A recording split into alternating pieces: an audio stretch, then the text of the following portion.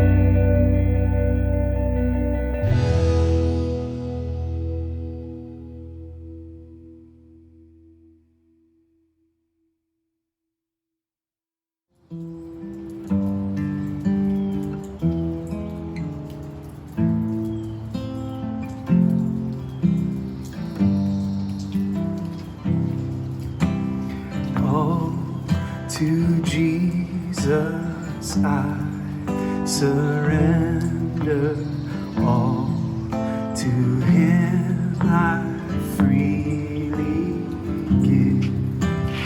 I will ever love and trust Him in His presence daily live. I surrender all. I surrender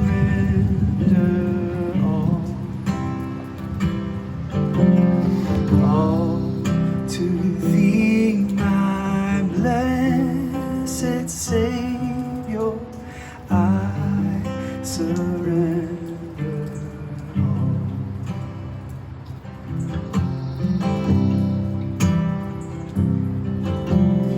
all to Jesus. I surrender. Make me Savior, wholly Thine. Fill me with Thy love and power. Truly know that Thou art mine. I surrender all. I surrender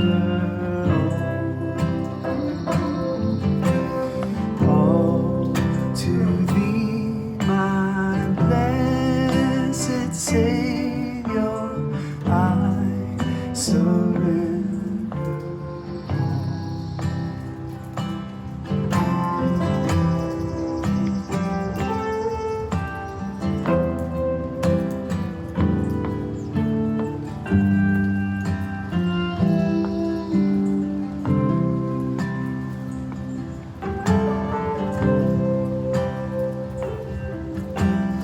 All to Jesus I surrender, Lord. I give myself to Thee.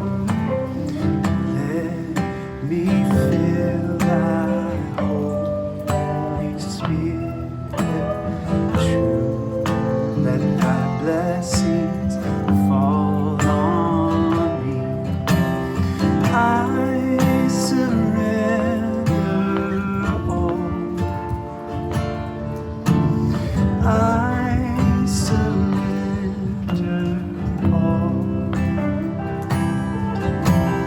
all to Thee, my blessed Savior. I surrender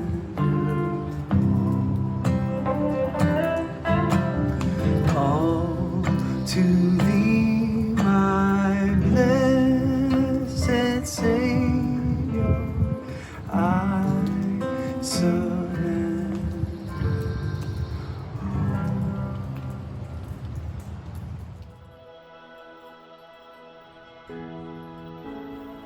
Good morning, Crosspoint. We're glad that you've joined us. There is a whole lot going on in our community. This Tuesday, May 25th at 7 o'clock is Theology Uncorked. This month, we're talking about what is it that really divides us. You may have noticed that there are disagreements within groups that seem to have a great deal of similarity, such as Christians. Why is it that we have such difficulty coming to a shared perspective on so many different things? Well, that's what we're going to be talking about this month at Theology Uncorked. Everyone is welcome to join in the conversation via Zoom, and again, that's Tuesday at 7 o'clock. Also, I know that many of you are wondering about regathering together now that the governor has lifted so many of the COVID regulations. Earlier this week, Jonathan gave a comprehensive look at Crosspoint's regathering status. To get a full understanding of the factors that are shaping those decisions, you're going to want to make sure that you check out the whole video.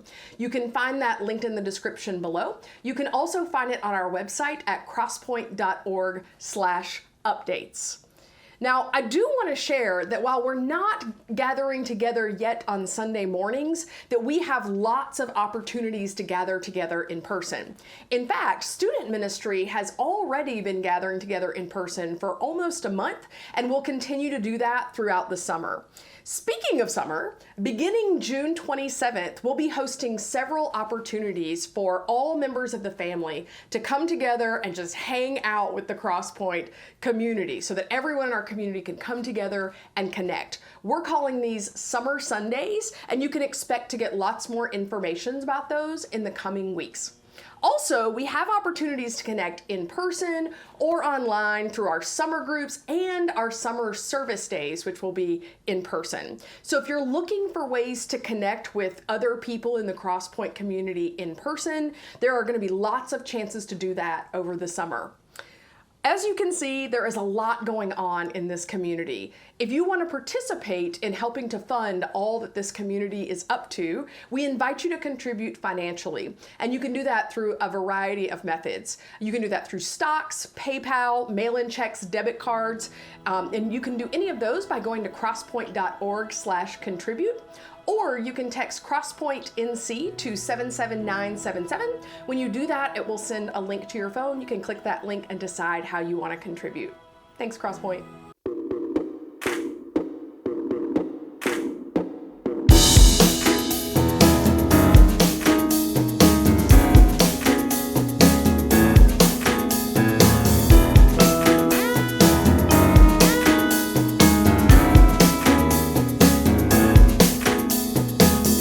When you think you've got that perfect parting shot, the fight is over and no one's listening. But all that energy infects your chemistry, then boils over on the bagger at the grocery.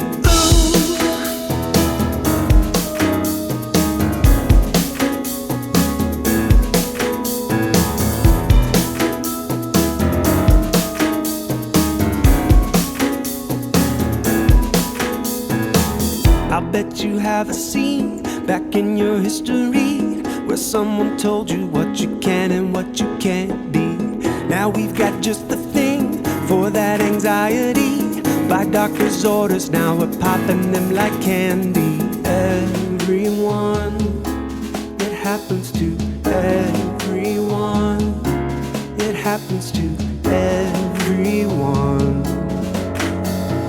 Everyone.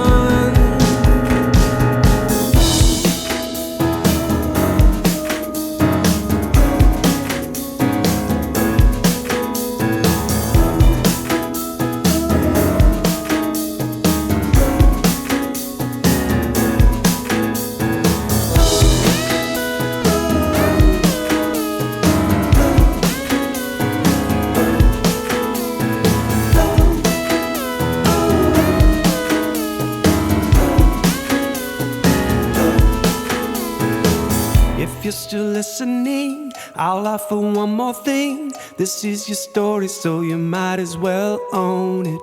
It's mission critical, not to get cynical. Not that I've learned it, but I heard it once on Conan. Everyone, it happens to everyone. It happens to everyone.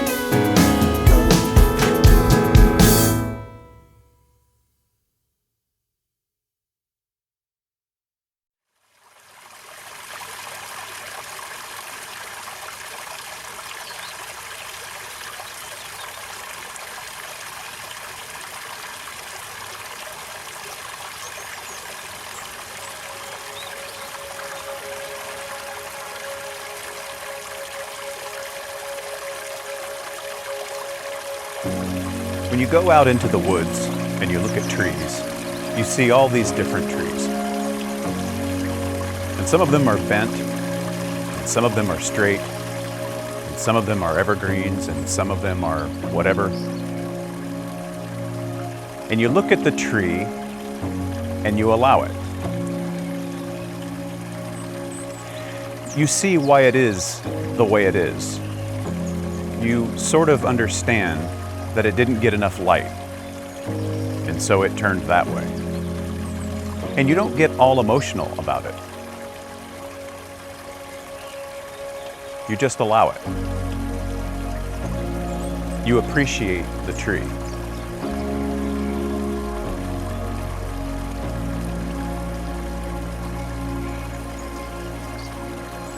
The minute you get near humans, you lose all that. And you are constantly saying, you are to this, or I'm to this. That judgment mind comes in. And so I practice turning people into trees, which means appreciating them just the way they are.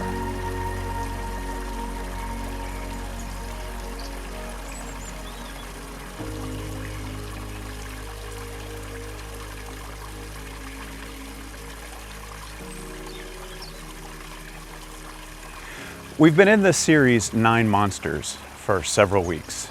And what we're doing, in short, is spending time on the 9 capital vices, what you might have gotten used to calling the 7 deadly sins.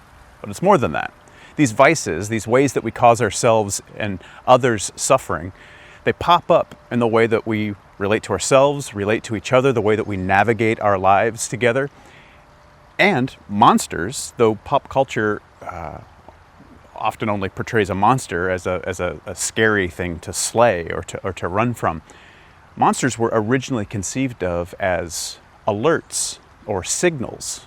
That's what the root of the word monster means. It points to a thing that was otherwise being ignored. So we're befriending these monsters in this series as alerts that we have forgotten what's true. And in forgetting that, we've caused ourselves and others suffering. And today, I'd like to talk about the monster, the vice, called anger.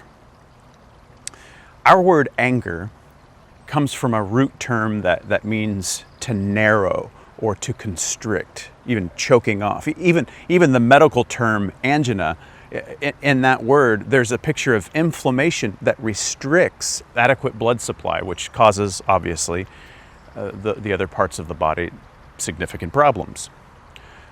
When we're angry, we're squeezed, we're constricted. And if you pay attention, it's not simply an emotion for some of us, it's physical. We can feel the physical constriction when we get angry. A couple months ago, I talked about anger in a different way than I'm going to talk about it today. But anytime we're discussing anger, I want to point out, because I think it's important, and I pointed it out then, that anger is a primary emotion. It's a completely natural response to the world, a completely natural response to seeing something that should not be. So if we see one person harming another or taking an advantage of somebody with less power, taking advantage of someone else, we will feel a primary emotion of anger, even in defending ourselves. Anger is like fuel for right action, and it's completely normal.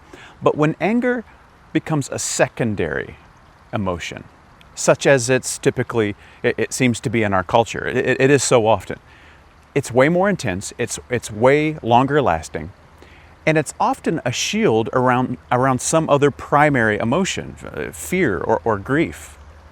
Jump out and scare somebody that you know sometime, and pay attention to how they respond. They'll probably scream in fear, and then immediately punch you in the arm and yell at you.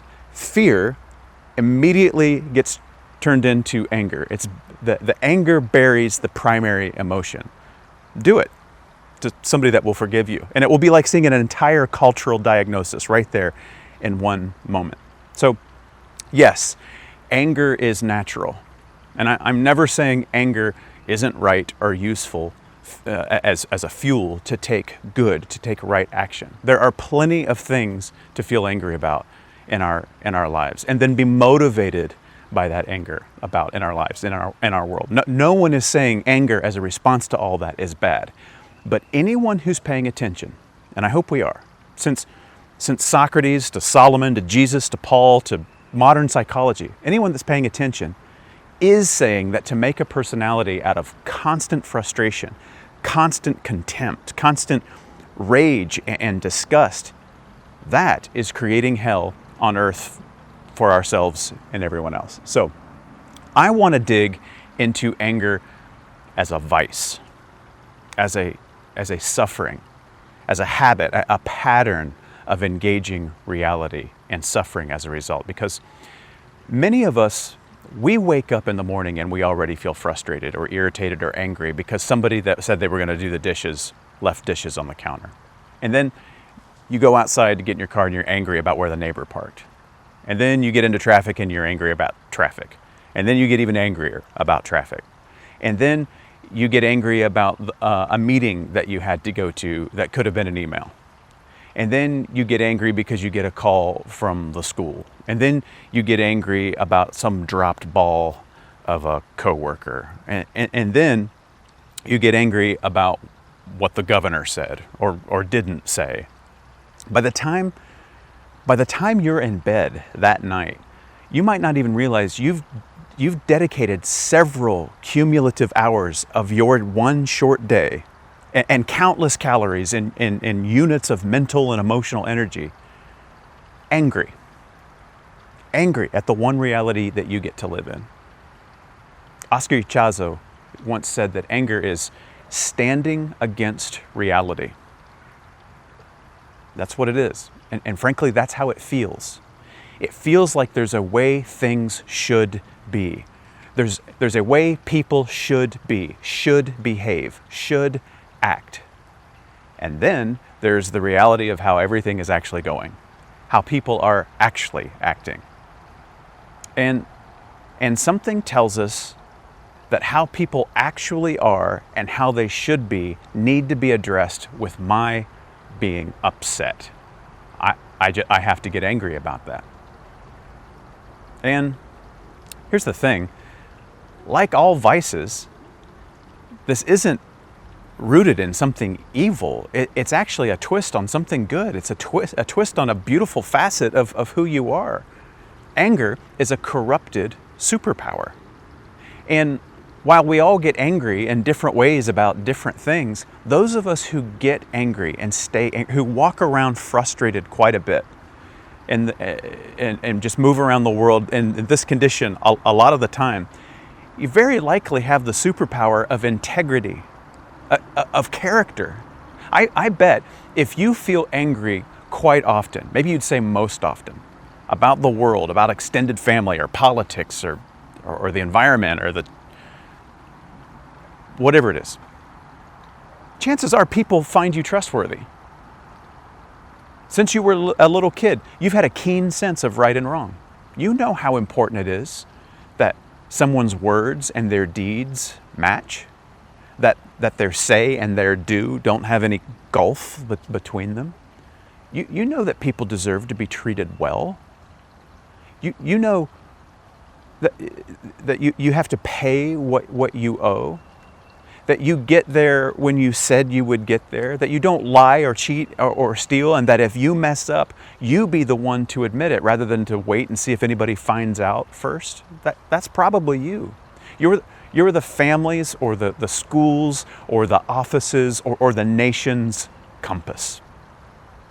And we need this. We need you. We need your superpower now as much as ever. But that how things should be warps and twists inside you.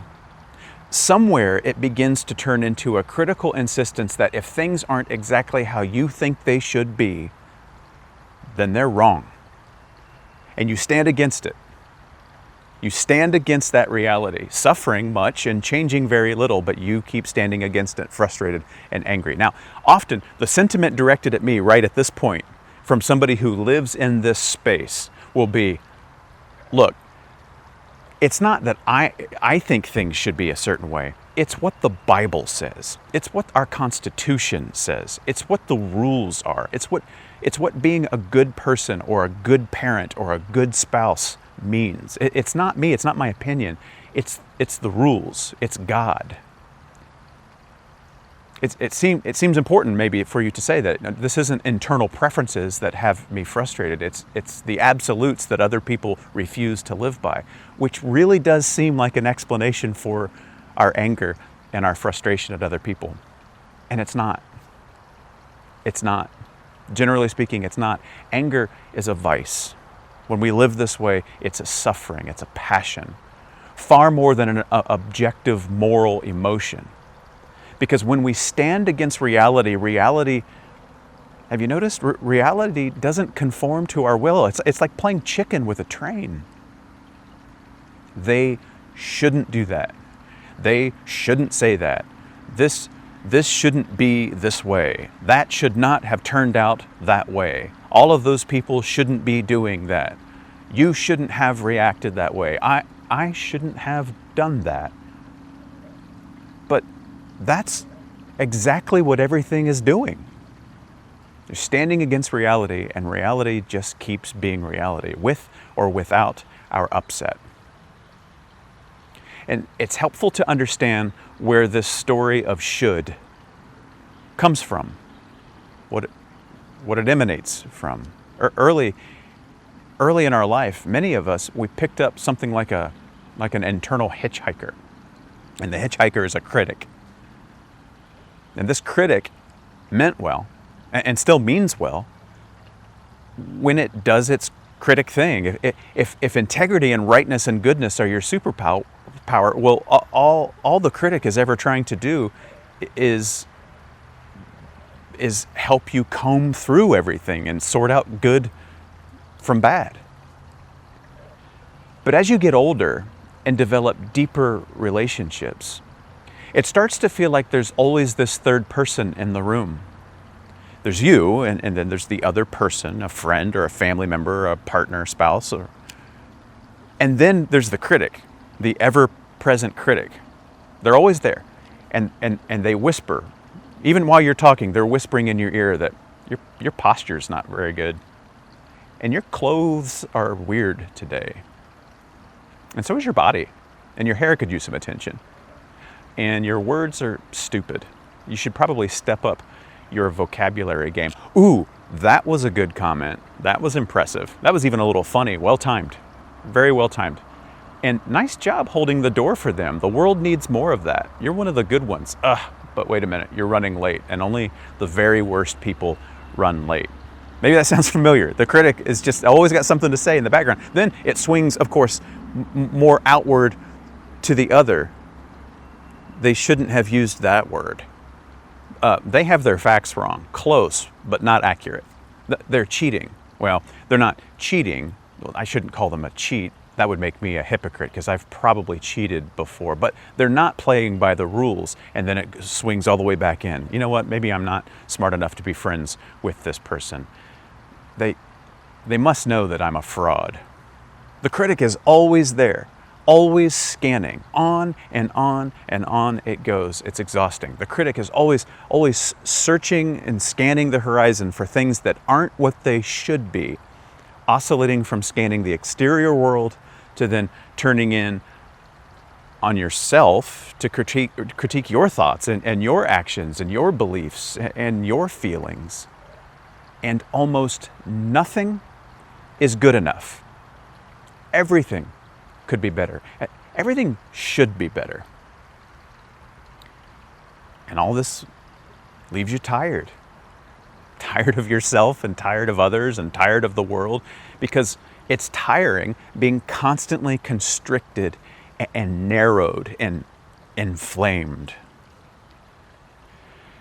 And for some of us, like a cruel joke, you might not even feel the freedom to admit that you're angry, because the inner critic has something to say about that too.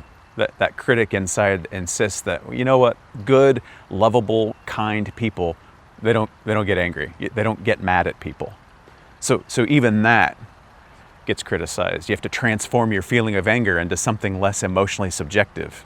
You have to figure out a way to present your emotions, even to yourself, as something more objective, something more rooted in righteousness. Oh, no, I'm not angry. I'm just really disappointed in their foolishness. So I hope you can see what's happening here. Because once you start to see it, once you start to see the vice of anger in this way, a little bit of peace starts to trickle in. Once you see that it's not just a desire for people to behave well, it's actually a fixation on perfection, on idealism. It's an idealistic notion that things can be improved and improved and improved until there's no more errors or deficits for anybody or for yourself. And that's why it's suffering, because you're never going to get there. But you've trained yourself to see only errors within and without. Only problems and imperfections glow red hot in our field of vision. We scan every conversation and every action for mistakes as if that's all there is to find. And if that's all you're looking for, that's probably all you're going to find. That's why it's suffering. And it's hard to find, and it's hard to identify within us, because so often we're right. There are really little cracks and divots in everything people say and do, and so we feel right when we live this way.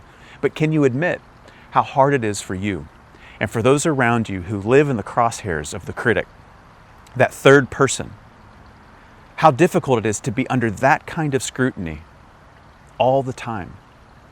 Because once you start to see that what's actually happening is constant, frustrated unacceptance of reality, maybe a little bit of peace will start to move in all the places that the critic is starting to stand down.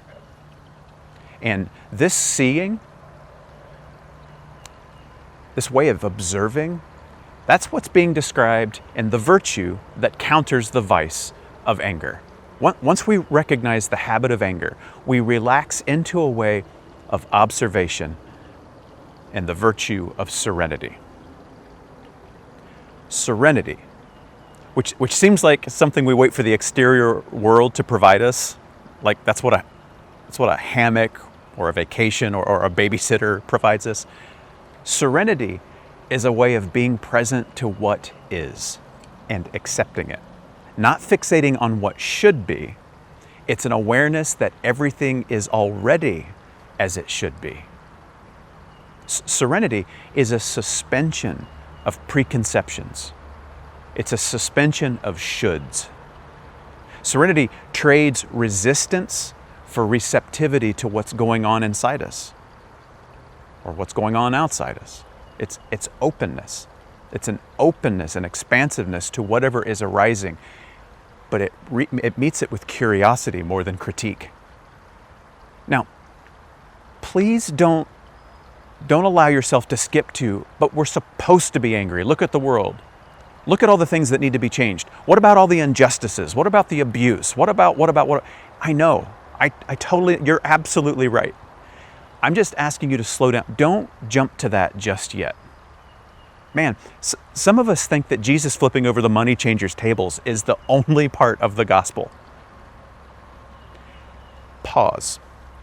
If the world around us is to be improved, it will be improved from a place of understanding and acceptance. It will be improved from our clear-headed serenity. We must learn to act from the power and the wisdom of serenity. Or how else are we going to know if we're actually improving things or just medicating our anger? Remember what Jesus' brother said? He put it very early on in his letter that we just called James. He said this: "Know this, my beloved siblings. Let every person be quick to hear, slow to speak, slow to anger. For the anger of human beings does not produce the righteousness of God." The way we normally get angry, it doesn't It doesn't set things right. It doesn't improve things, let alone produce the righteousness of God. Our anger, what it typically does is imports more problems. Because when we're angry, even though it feels so right, we're not as seeing as we can be when we're unconstricted, unnarrowed, unstrangled. Anger reduces perspective. If it increases something, it actually increases biases. It increases our blind spots. Serenity helps us to act from understanding, from knowledge, from wisdom. And many of us, we fail to realize the choice we have about anger. Especially when you get angry, you can't really see your choices, but we fail to realize how much power that we have in relaxing out of our anger back into our serenity. We have far more power than we realize. And even more power once we get to a place where we recognize the constriction and relax out of it. Imagine you're in a room, and this room contains so many things that are precious to you. There are paintings, letters from grandparents, a quilt, photographs, whatever. All this stuff is just this priceless to you. Now, imagine there's an electrical fire. Something happens. It's no one's fault, really. The whole room goes up in flames. It's all gone. Completely destroyed. All that stuff is gone. Imagine the grief, the sadness, the sense of loss. Now imagine the same room, all the same contents, all the photographs and paintings and the quilt and letters and all this stuff. It's all the same stuff, but now somebody goes in, throws a shoulder to the door, and steals it. You walk into the room, it's empty. Imagine how you'd feel. I mean, you might right away notice you'd be furious, you'd be enraged, you'd be so angry, and rightly so. Of course you'd feel sadness too because there's loss, but pay attention to the fact that the outcome is the same. Your stuff is gone, but your anger is selected in the second scenario somewhere inside you. And it seems like, no, I'm angry because of the external world, but it's being selected inside you because the outcome's the same. But this time in the second scenario, there's someone to condemn. There's somebody to be angry at. And I give this story not to determine how much anger or sadness are appropriate or anything like that. I just want to highlight that we choose anger. Despite there being other choices at our disposal, we choose a lot of the anger that we feel. That's empowering. It's empowering to know that we choose certain stories. We choose to resist reality. We choose to give the critic a microphone and power over our relationships. Serenity is an awareness of that habitual choice, an awareness of a larger picture that anger just refuses to see. So when someone says something that you don't like, or they do something that you just know they should not have done that, when somebody does this, it's important and helpful to remember that they're acting perfectly in agreement with the circumstances as they see them, perfectly in accordance with their perspective, their sense of their choices, and countless other unseen factors. They're acting perfectly in accord with reality. When something happens that affects us, it happens because of what happened before that, and what happened before that, and of course, what happened before that, and so on. What is perfectly what follows. Should something be changed? Yeah, maybe. Maybe it should be. Maybe there's something happening that creates pain for you or for someone else. It costs others unnecessarily. They didn't sign up for this. It's cruel, it's unjust, it's unfair. Yeah, maybe. But first, acceptance. It's serenity. Because serenity seeks to understand beyond the constrictions of criticism and anger and contempt. First, we see. We don't start from standing against reality any more than we would try to reroute a train by standing against it playing chicken.